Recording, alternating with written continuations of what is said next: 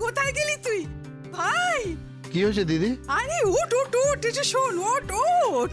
দেবী বামে করি বসি নারায়ণ, করিছেন নানা কথা সুখে আলাপ।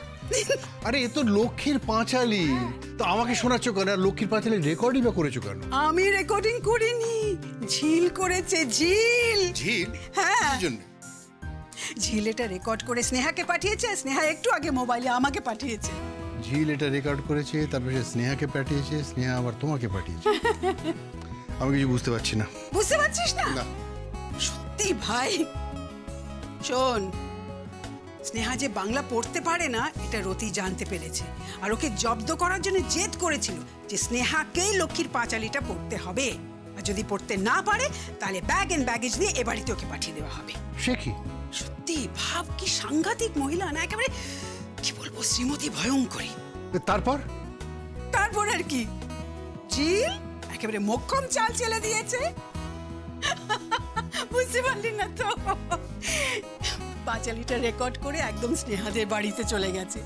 সেখানে স্নেহার কানে হেডফোন আর রেকর্ডার দিয়ে দিয়েছে, আর ঘুমটা টেনে দিয়েছে, ব্যাস। তারপর ঝিল রেকর্ডার চালিয়েছে, আর স্নেহা শুনেছে আর পড়েছে, শুনেছে আর পড়েছে।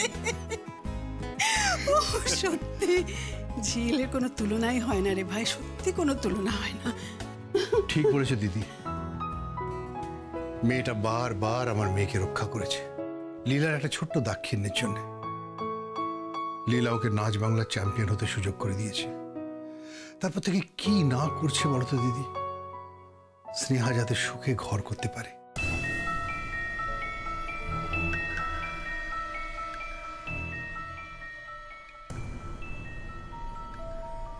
দোল পূর্ণিমা নিশি, নির্মল আকাশ, ধীরে ধীরে বহিতেছে মলয় বাতাস।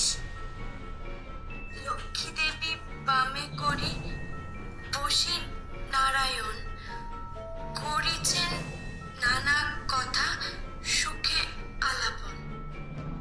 হেনকালে। কি হলো দিদি, কি ভাবছো? সবই তো ভালো হলো, কিন্তু কণ্ঠস্বরটা কার? যেটা রেকর্ড করেছে সেটা তো আমাদের বাড়ির কারোর কণ্ঠস্বর নয়। এই রেকর্ড করা পাঁচালিটা কে পড়েছে?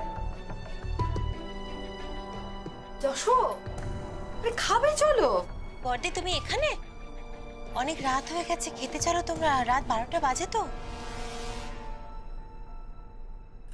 হ্যাঁ যাচ্ছি। কি হয়েছে দিদি, কোনো সমস্যা? লীলা, ঝিল যে পাঁচালির রেকর্ডিংটা করে পাঠিয়েছে সেটা কিন্তু আমাদের বাড়ির কারো কণ্ঠস্বর নয়। শোন ভালো করে। দোল পূর্ণিমা নিশি, নির্মল আকাশ, ধীরে ধীরে বহিতেছে মলয় বাতাস। লক্ষ্মী দেবী বামে করি বসি নারায়ণ, করিছেন নানা কথা সুখে আলাপ। হেনকালে বিনা করে আসি মুনিবর, নারায়ণের সাক্ষাতে কহিলাম। এটা কার কণ্ঠস্বর? দিয়ার? না না দিদি ভাই, এটা দিয়ার গলা নয়। তাহলে তাহলে কি বৌদির? না, পরমার গলাও নয়। কার কণ্ঠস্বর? ঝিল কোথায়? ওর ঘরে আছে। আমার না কেমন জানি সন্দেহ হইতেছে। বুঝাস, বউটা শুনতে পায় না তো, তা আমাকে লগে ছলনা করতেছে না তো। কি হলো রে যশ? ভাই আমার কথা শোন, ভাই ভাই। ব্যাপারটা কি হলো বুঝতে পারছি না তো। ঝিল তাহলে পাঁচালিটা কাকে দিয়ে রেকর্ড করালো?